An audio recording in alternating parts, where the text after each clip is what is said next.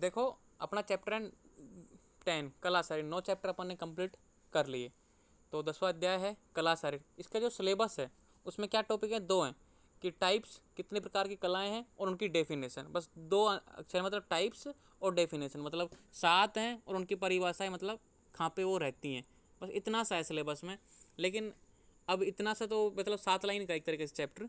लेकिन मैं बताना चाह रहा हूँ आपको कि थोड़ा सा बेसिक समझना इस चीज़ की, कितनी इंपॉर्टेंस ये, गहराई समझना, ताकि इस हिसाब से मैंने इसलिए बुक का मेंशन किया है, ताकि इसमें श्लोक सही तो आपको समझा सकूँ। श्लोक याद नहीं करने हैं, बस आपको समझने के लिए। जो याद हो जाए तो अच्छी बात है। मैंने क्रॉस का चिन्ह लगा रखा है, कौन सा श्लोक याद नहीं करना। जैसे देखो ये जितने भी श्लोक हैं वो मैं याद करने की कोई ज़रूरत नहीं है। बाकी ये जो इनकी परिभाषा वाला, डेफिनेशन वाला जो अपने सिलेबस में, वो तो आपको याद करना ही है। प्रत्येक के मतलब 7 श्लोक हैं, 7 धाराएं कलाएँ हैं ना, तो 7 श्लोक हैं, वो 7 श्लोक आपको याद होने चाहिए। तो स्टार्ट करते हैं, छोटा सा चैप्टर है बस, डेफिनेशन और बस टाइप्स। तो शरीर में कलाएं 7 प्रकार की होती है, जो धातु और आश्चर्य इनके बीच की मर्यादा है। ठीक है। अब देखो धातु और आश्चर्य इनके बीच की मर्यादा देखो, कला खल्लपि सत्व संभवंती धातु आश्चर्य अभांतर मर्यादा। आश्चर्य यानी क्या होता है, खाली स्थान, सिंपल सी बात है। ठीक है, घर। और धातु रस रक्त मांस में अस्थि मज्जा शुक्र। तो अब देखो जैसे कि मैं डायग्राम बना रहा हूँ, ये है आश्चर्य मतलब खाली स्थान, और ये धातु है मतलब एक लेयर है चारों तरफ, मांस धातु है। जैसे कि ये स्टोमक है, ऐसे समझ लो ये स्टोमक है। ठीक है, डायग्राम दिख रहा है। अब ये आश्चर्य हो गया, आश्चर्य, ये हो गया धातु मतलब मांस धातु। अब इसके बीच की मर्यादा, मर्यादा का मीनिंग क्या है कि इसके अंदर जो लेयर होती है, मतलब इसके जो अलग करती है। अब मतलब इसके अंदर जो लेयर होती है, जैसे मैं कलर बताऊँ, चेंज कर देता हूँ। अब इसके अंदर जो लेयर है, ये म्यूकस लेयर मान लो इसको, कि ये जो म्यूकस लेयर है ना, कि भाई आश्चर्य और धातु को जो अलग करती है, बीच का जो मतलब विभाजन करती है, वो क्या है, कला है। समझ में आया क्या बोलना चाह रहा हूँ, कि शरीर में कलाएं 7 प्रकार की होती है, जो धातु और आश्चर्य इनके बीच की मर्यादा है। मतलब जो लेयर, झिल्ली, पेरोटोनियम झिल्ली, ओमेंटम झिल्ली, ठीक है, जितना म्यूकस लेयर, ये सब क्या है, एक तरीके से क्या है, कला है। ये इसको बताना चाह रहा आचार्य सुश्रुत ने बताया कि ये क्या है, कला है। अब देखो कि शरीर में कलाएं कितने प्रकार की होती हैं। अब आपको पता हो जानी चाहिए कि कलाएं कितने प्रकार की हैं, 7। कि शरीर में 7 प्रकार की कलाएं पाई जाती हैं। वो ये क्या है कि धातु और आश्चर्य के बीच की मर्यादा है। आश्चर्य का अर्थ है रिक्त स्थान, मैंने अभी बताया आपको। उस रिक्त स्थान में जो द्रव संचित होते हैं उन्हीं के अनुसार आश्चर्य का नाम दिया जाता है। जैसे मूत्राशय, मूत्राशय क्यों नाम दिया, क्योंकि मूत्र संचित रहता है। मलाशय क्योंकि मल संचित रहता है। आमाशय क्योंकि आम यानी अपक्व आहार, जो पूर्ण से पाचन नहीं हुआ, पूर्णतः पाचन नहीं हुआ, वो भोजन संचित होता है। इसलिए जिस नाम से वो, जिस पदार्थ उसमें संचित होता है, उसी के नाम पे उसका नाम दे दिया। शरीर में धातुएं 7 होती हैं, मैंने यही बताया अभी। ऐसे जैसे उनमें से ही पूर्वोक्त आश्चर्य बनता है। अतः धातु और आश्चर्य इनके बीच का मर्यादा का सही अर्थ होगा, धातु के अंदर या आश्चर्य के अंत आच्छेदन करने वाली जो सूक्ष्म स्तर की वह कला हम अन्यथा इनर कवरिंग, मैंने बताया ना अभी, जैसे डायग्राम बता के इनर कवरिंग कहते हैं। इस प्रकार एंडोकार्डियम, एंडोमेट्रियम, म्यूकसोकोटोब स्टोमक आदि कला के ही प्रकार हैं। अब समझ में आ गया ना क्लियर, मैंने क्यों बताया, क्यों इसको मेंशन, क्योंकि एक भी अक्षर इसमें छोड़ने का नहीं है। मेंशन करने का तो श्लोक का मैं हैंड रिटन लिखता तो वो एक अलग बात होती है, लेकिन सेम टू सेम ऐसा कैसा मुझे लिखना था, तो इसलिए मैंने ऐसे ऐसे कॉपी पेस्ट किया है। तो सिंपल सी बात यह है कि आपको ये याद होना चाहिए कि एक्चुअली में है क्या कला। तो कला समझ में आ गया कि भाई धातु, जो मतलब धातु और आश्चर्य के बीच में जो इनर लेयर, इनर कवरिंग होती है ना, तो वो है क्या, कला। क्लियर, यस या नो, डन, आगे बढ़ूं। अब देखो यस सर। उत्पत्ति, देखो धातुओं से आश्चर्य बने हैं, उन दोनों के बीच जो क्लेद है वह अपनी धातु अग्नि की उष्णता से पक्व होकर कला रूप धारण करता है। कि बोलता है कि भाई धातुओं से आश्चर्य बने, जैसे मूत्राशय, रक्ताशय, जितने भी मतलब रस रक्त मांस में आश्चर्य बने, उन दोनों के बीच में जो क्लेद है, मतलब क्लेद यानी एक तरह से श्लेष्मा, श्लेष्मा यानी स्निग्ध वाला पदार्थ, वो क्या कर, धातु अग्नि। धातु, अब अग्नि कितने प्रकार की होती है, 13 प्रकार की। जैसे 7 तो धातु अग्नि, जठराग्नि और 5 भूताग्नि। तो ये बोल रहा है कि धातु अग्नि की सहायता से, धातु अग्नि की उष्णता से पक्व होकर जो वो क्लेद था, जो स्निग्ध पदार्थ था, वो क्या हो जाएगा, कला में परिवर्तित हो जाएगा। मतलब एक तरह से पाचन हो जाएगा उसका, मतलब पक जाएगी, पक्व होकर कला रूप धारण करता है। तो ये इसकी उत्पत्ति कैसे हुई कि भाई धातु अग्नि से क्लेद का पाचन होने पर कला की उत्पत्ति होती है। क्वेश्चन आता है भाई कला की उत्पत्ति कैसे होती है, वैसे आएगा नहीं इतना स्टूपिड क्वेश्चन, लेकिन आपको पता होना चाहिए, नॉलेज होना चाहिए कि कला की उत्पत्ति कैसे होती है। धातु अग्नि, तो यहाँ पे मेंशन किया है धातु अग्नि की सहायता से पाचन होकर क्लेद का वो किस में परिवर्तित हो जाती है, कला में परिवर्तित हो जाती है। काष्ठ को काटने से जैसे उसमें से सार भाग निकलता है, वैसे ये धातुओं का सार है, इसे ही कला कहते हैं। जैसे कि अपनी लकड़ी, काष्ठ यानी लकड़ी को काटने से उसका बीच में से जो बुरादा निकलता है ना, एकदम से ऐसे गोल गोल से रस्से से रेसे से बने रहते हैं, गोल गोल से ऐसे, वो जाइलम फ्लोएम, ऐसे कितने साल का वृक्ष आप बता सकते हो उसको देख के। तो बोले जैसे बोलते कि काष्ठ को काटने से उसमें से सार भाग निकलता है, जो बीच का सेंटर पार्ट है मतलब सार भाग निकलता है, वैसे ही धातुओं का सार क्या है। अब धातु अग्नि इसमें काम कर रही है तो इसलिए बोल दिया धातुओं का सार, इसे ही क्या बोल दिया, कला बोल दिया। अब इससे उत्पत्ति तो आपको समझ में आएगी भाई कैसे होता है, लेकिन डेफिनेशन इससे समझ में आएगी यहाँ से कि भाई जो धातुओं और आश्चर्य के बीच में जो मर्यादा है ना, जो इनर कवरिंग है, वो क्या है, कला है। ठीक है, तो ये यहाँ से तो परिभाषा समझ में आएगी, यहाँ से उत्पत्ति समझ में आएगी। इसका स्वरूप कैसा है, किस तरह की दिखती है भाई ये, यथा ही सारे काशेष्टु छिद मानेसु दृश्यते तथा धातुरी मासेसु छिद मानेसु दृश्यते। कोई जरूरत नहीं है श्लोक याद करने की, क्रॉस मारो इस पर। ठीक है, नीचे क्या लिखा हुआ है कि जैसे काष्ठ को छीलने से सार भाग दिखाई देता है, वैसे ही मांस को छीलकर मतलब लेखन क्रम निकालने से धातु दिखाई देता है। इस कला को स्नायु से प्रतिष्ठित, जरायु से व्याप्त व श्लेष्मा से निर्मित माना जाता है। कहने का मीनिंग है कि काष्ठ यानी लकड़ी, लकड़ी को छीलने से, अपन जैसे कि लकड़ी का बाहरी कवरिंग हटाओ, ठीक है, फिर उसको और छीलो तो अंदर का सार भाग, अंदर जो चीज़ है वो बाहर आ जाती है। तो वैसे ही मांस को छीलकर, जैसे किसी भी धातु की आप कला देखना चाहते हो तो उस कला मांस को हटाओ, जैसे आप स्टोमक है, स्टोमक के बाहरी आवरण को हटाओ, अंदर जाओ तो कला ऑटोमेटिक दिखेगी नहीं दिखेगी। तो ये बोलता है कि वैसे ही मांस को छीलकर मतलब लेखन क्रम कर, मतलब पतला करके, लेखन क्रम यानी क्या होता है, पतला करना। लेखन वर्ड जहाँ भी आए मतलब पतला करना, उसको छीलना, वहाँ से हटाना, निकालने से धातु दिखाई देता है। और अब नीचे देखो, ये तो ऊपर वाले श्लोक की मीनिंग है, अब नीचे की देखो, इस कला को स्नायु से प्रतिष्ठित, जरायु से व्याप्त और श्लेष्मा से निर्मित माना जाता है। वही तीन चीज़ों से मिलकर बनी होती है। स्नायु लिगामेंट से, जरायु एक तरीके से, इसको जरायु क्या बोलते हैं, यहाँ पे देखो, यहाँ पे लिख रखा है मैंने जरायु। जरायु यानी क्या होता है, सीरस मेम्ब्रेन। देखो एक पैरोटीन मेम्बर, एक सीरस मेम्ब्रेन होती है ना, दो तरह की मेम्ब्रेन। देखो फिब्रस मेम्ब्रेन, स्नायु मतलब फिब्रस मेम्ब्रेन, एक है जरायु यानी सीरस मेम्ब्रेन, और श्लेष्मा यानी म्यूकस मेम्ब्रेन। इन तीनों मेम्ब्रेन से मिलकर ये कला तैयार होती है। यहाँ पे मैंने आधुनिक मत अनुसार का मेंशन करके बता रहा हूँ कि ये देखो, स्नायु यानी फिब्रियस मेम्ब्रेन, जरायु यानी सीरियस मेम्ब्रेन, और श्लेष्मा यानी म्यूकस मेम्ब्रेन। इन तीनों से, अब आप वापस आ जाते हैं वहाँ पे अपने पे जगह पे, यहाँ पे कि इस कला को स्नायु से प्रतिष्ठित, जरायु से व्याप्त और श्लेष्मा से, ये तीनों चीज़ों का, सीरस, म्यूकस और फिब्रस, इन तीनों से मिलकर ये तैयार होती है। तो क्लियर हो गया स्वरूप। कहने का मतलब एक तरीके से ये फाइब्रस भी होती है, इस क्लेद वाली भी होती है, और मतलब एक तरीके से स्किन और पतली से एक क्या होते हैं इसको, लेयर भी होती है। तो आप कैसे भी इसको समझ सकते हैं। तो ये हो गई इसकी मतलब परिभाषा, उत्पत्ति, स्वरूप। ये इतना इंपॉर्टेंट नहीं है, हर कोई जानता है इसके बारे में, भाई कला क्या है। बात है तो ये कितनी कलाएं हैं, उनके नाम क्या है। ये क्वेश्चन आता है कि सातों कलाओं के नाम लिखो। तो पहली कला क्या है, मांस धरा कला। इसकी मैं ट्रिक्स बताऊंगा, ट्रिक्स देख लो पहले।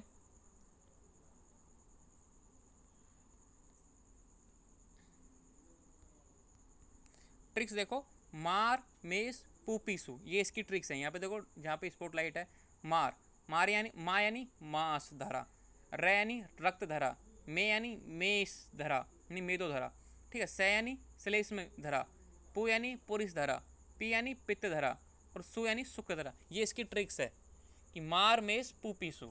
आप इससे, इस ट्रिक से आप ये सातों कलाएं याद रख सकते हो। माँ से मांस धरा, र से रक्त धरा, मे से मेद धरा, स से श्लेष्म धरा, पू से पुरुष धरा, पी से पित्त धरा, और सु से शुक्र धरा कला। इस ट्रिक से आप इसको याद कर सकते हो। तो आपको ट्रिक्स आपको याद हो जानी चाहिए और ये नाम याद होने चाहिए। अब करते हैं पहले ही मांस धरा कला। है क्या ये मांस धरा कला? तासाम प्रथमा मांस धरा नाम है, यस्याम मासे सिरा स्नायु धमनी स्रोतांश प्रताना भवंती। सुश्रुत शारीर में ये बताया कि इन कलाओं में प्रथमा कौन सी है, मांस धरा नामक कला है। कि तासाम की कलाओं में से प्रथम मांस धरा नाम, मतलब प्रथम कला कौन सी है, मांस धरा। क्लियर? यस्सा जिसमें मासम सिरा स्नायु धमनी स्रोतासम प्रताना भवती। प्रतान, अब प्रतान क्या होता है, जैसे अपनी घिया, लौकी, कद्दू तुम्हें से ऐसे निकलते हैं ना, प्रतान मतलब एक तरीके से वो आगे बढ़ती रहती है लेकिन बेल सी। वैसे बता कि जिस मांस धरा से मांस में सिरा स्नायु धमनी स्रोतस की शाखा प्रशकाएँ होती हैं। कहने का मीनिंग है कि जिस मांस धरा के मांस में, कि वो जो कला होती है ना, वो मांस में आच्छादित होती है, मांस के अंदर रहती है, ठीक है, और उससे क्या निकलते हैं, सिरा स्नायु धमनी। कहने का मतलब है कि वेन्स, आर्टरी, ठीक है, स्रोतस, ये सब ऐसे निकलते हैं जैसे प्रतान निकलते हैं, जैसे कि कोई फल सब्जी वाला, जैसे कद्दू का है, घिया का है, लौकी का है, तोरी का है, इनमें प्रतान निकलते हैं ना। जैसे गुड़ूची में प्रतान होता है, आगे ऊपर की तरफ बढ़ती जाती है। तो वैसे उसमें अन्यंत्र की सिरा, स्नायु, धमनी इनमें से होके प्रवेश करते हैं, मतलब निकलते हैं। ये है कि मास्तर, ये आपको श्लोक याद होना चाहिए क्योंकि इसमें इसका बताया हुआ है मास्तर कला का। अब देखो यहाँ पे ये श्लोक याद करने की कोई जरूरत नहीं है। यहाँ पे देखो, जिस प्रकार से कीचड़ युक्त जल में स्थित कमल नाल के तंतु भूमि में चारों ओर फैलते हैं, वैसे ही मास्तर कला का आधार करके तद्वत मास सिरा में सिरा आदि फैलते हैं। वही बात बोल रहा है कि जिस प्रकार कीचड़ मतलब एक तरह से वो पौंड जो गंदा तालाब होता है ना, उसमें कमल के फूल खिलते हैं, आपको पता है। तो कमल नाल के तंतु भूमि में चारों ओर फैलते हैं। तो जैसे कि वो कमल का पौधा है, वो चारों तरफ फैल जाता है ना, उसको नीचे तो एक मतलब कीचड़ में उसका जो जड़ है वो कीचड़ में गचकी रहती है, लेकिन उसके जो पत्र प्रतान है वो चारों तरफ फैले रहते हैं, कभी किधर की तरफ, कभी किधर की तरफ। तो वैसे ही मास्तर कला में क्या सिरा, स्नायु, धमनी ये सब फैले रहते हैं, मतलब कोई निश्चित दिशा नहीं है, अनियंत्रित, मतलब चारों तरफ से फैले रहते हैं। ये इसकी मास्तर की खासियत है। तो पहली है मांस, दूसरी है रक्त। ये देखो सीक्वेंस में याद रखनी है, आप ऐसे मत कर देना रक्त पहली है दूसरी मांस, सीक्वेंस में याद रखना, तब अच्छे से समझ में आएगा। दूसरी है रक्त। द्वितीय रक्तधरा नाम है महाशय अभ्यंतर तस्याम शोणितम विशेषतः सिरायसु यकृत प्लेशो च भवति। द्वितीय रक्तधरा नाम है, तो द्वितीय मास्तर कला का नाम है रक्तधरा। मास्य से आभ्यंतरत है कि दूसरी कला का नाम रक्तधरा है, वह मांस के भीतर से जाती है। मांस से आभ्यंतरत है मतलब मांस के भीतर से जाती है। तस्याम शोणितम विशेषता है सिरायसु यकृत प्लेशोस भवति, इनमें से रक्त का संवहन होता है। यह कला विशेषकर सिराओं में, यकृत व प्लिया में होती है। अब देखो, जब भी ब्लड की बात आएगी आयुर्वेद में दो वर्ड जरूर आएंगे, यकृत और प्लिया, यकृत और प्लिया। तो आपको ये तो रट ही लेना है, स्रोतों में देख लो, ठीक है, एक तरीके से आप आश्य में देख लो या फिर कलाओं में देख लो, सब में यकृत और प्लिया आ रहा है। जब भी रक्त की बात होती है तो यकृत और प्लिया मेंशन है हर जगह। तो यहाँ बोल रहा है कि दूसरी कला का नाम रक्तधरा है, वह मांस के भीतर से जाती है, इनमें रक्त का संवहन होता है। यह कला विशेषकर सिराओं में, यकृत में और प्लिया में होती है। अब देखो यहाँ पे सुश्रुत का अगला श्लोक है, कोई जरूरत नहीं है इसको याद करने की।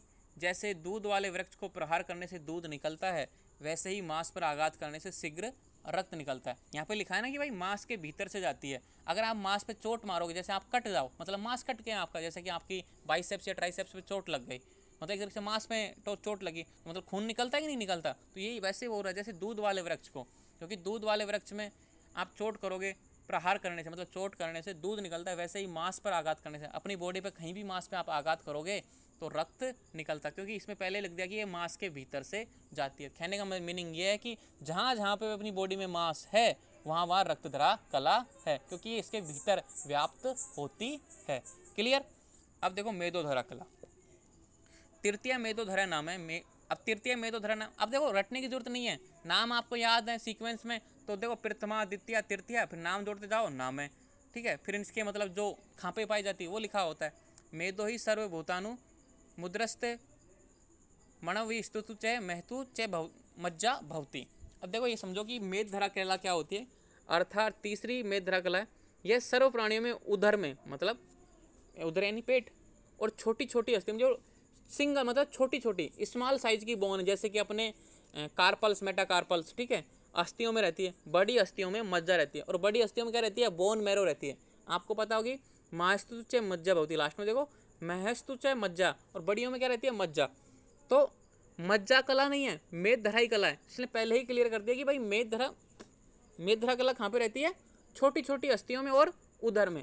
अब इसको और इजीली समझो, शुद्ध से मासम यह स्नेह सा वसा परिकर्तिता, अर्थात शुद्ध मांस का जो स्नेह है वह वसा कहलाता है। वही क्या है, मेदधरा कला। जो वसा है ना वही मेदधरा कला है। क्लियर। इसलिए ये दोनों श्लोक आपको याद करने, इसलिए मैंने इस पर क्रॉस का चिन्ह नहीं लगाया। अब देखो श्लेष्मधरा कला, चतुर्थी श्लेष्मधरा नाम है, सर्व संधिषु प्राणव्रता भवती। चतुर्थी यानी चतुर्थ, श्लेष्मधरा नामा, कि चतुर्थी का क्या नाम है, श्लेष्मधरा कला। सर्व संधिषु मतलब अर्थात प्राणियों की सर्व संधियों में रहने वाली कला चतुर्थी श्लेष्मधरा कला है। सर्व संधियां यानी जितने भी जॉइंट्स हैं अपने, जितने भी जॉइंट्स पे एक तरीके से साइनोविलर फ्लूइड है ना, एक तरीके से क्या है, श्लेष्मधरा कला है, ठीक है। म्यूकस एक तरीके से, तो जितने भी जॉइंट्स हैं अपने, जहाँ भी म्यूकस पाया जाता है जॉइंटों में, वो सब क्या है, श्लेष्मध्रा कला है। स्नेह, इसको श्लोक को कोई जरूरत नहीं याद। अर्थात जिस प्रकार अक्ष पर स्नेह लगाने से चक्र सम्यक प्रकार से चलता है, उसी प्रकार श्लेष्मा से युक्त संधियां सम्यक प्रकार से कार्य करती हैं। जैसे कोई चक्री है, कोई घुंटी है, ठीक है, आप पानी खींचते हो, वो बहुत देर से रो रो के चल रही है, उस पर ग्रेस लगा दो, मतलब घी लगा दो, या मतलब स्निग्ध पदार्थ लगा दो, वो बिना घर्षण के आराम से बिना बल के, कम बल के खिंचा आ जाएगी बाल्टी पानी की। और वैसे ही क्या होता है कि अगर वहाँ पे श्लेष्म कला है जॉइंटों में, तो आप आसानी से उसी प्रकार श्लेष्मा से युक्त संधियां सम्यक प्रकार से, मतलब आपको कोई दर्द नहीं होगा, लॉन्ग टाइम तक चलेंगी। बोलते हैं ना कि इसका तो लिक्विड ही खत्म हो गया, घुटनों का पानी खत्म हो गया, मतलब घुटनों का जो साइनोवियल फ्लूइड है वो खत्म हो गया, वो क्या हो गया, मतलब श्लेष्मध्रा कला उसमें क्षीण हो गई एक तरीके से, ठीक है। तो मतलब एक तरीके से अगर घुटने जोड़े जितने भी अपने जॉइंट्स हैं, उनमें क्या एक तरीके से श्लेष्मध्रा कला है।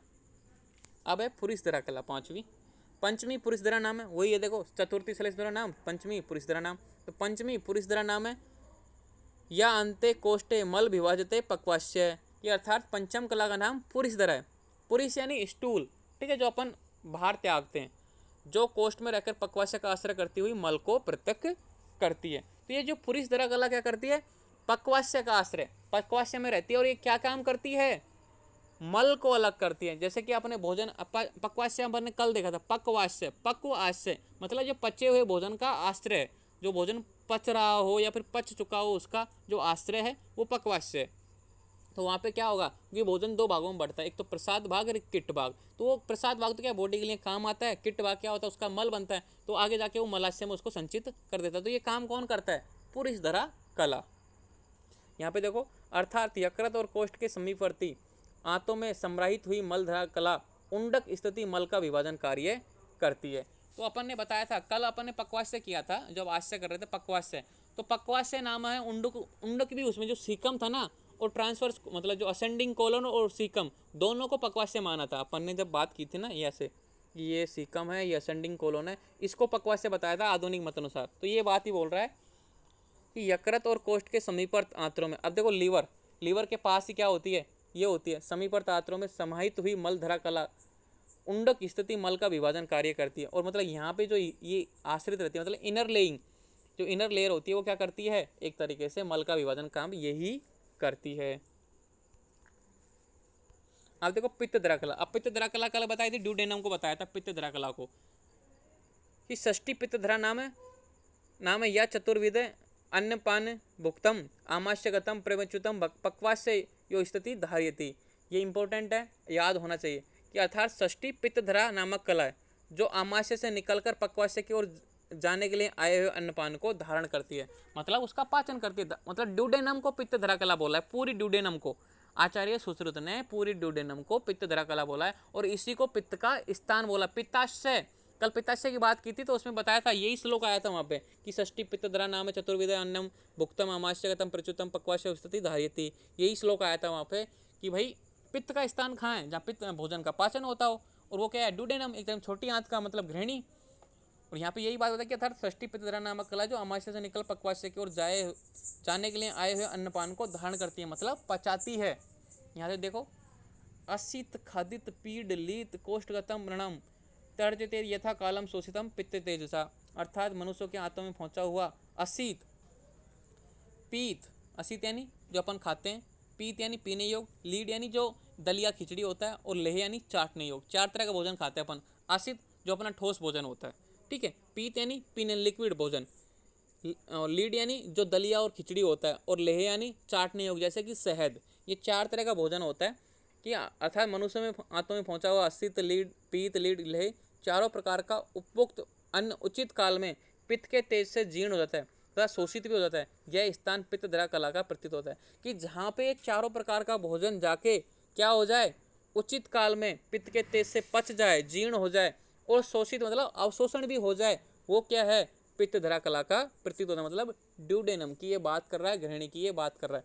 तो अब देखो, मनुष्यों के हाथों में पहुंचा हुआ तो कौन सा पार्ट है, ड्यूडेनम, घृणी। और यहाँ पे पहले बता दिया आमाशय से निकलकर और पक्वाश्य की, और आमाशय और पक्वाश्य के बीच में क्या पाया जाता है, छोटी आंत। छोटी आंत में क्या पाया जाता है, मोस्टली ड्यूडेनम या घृणी, ठीक है।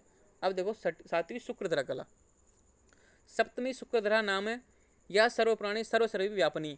अब देखो श्लोक कितना इंपॉर्टेंट है कि अर्थात सातवीं शुक्रधरा नामक कला है जो सर्व प्राणियों के शरीर में व्याप्त रहती है।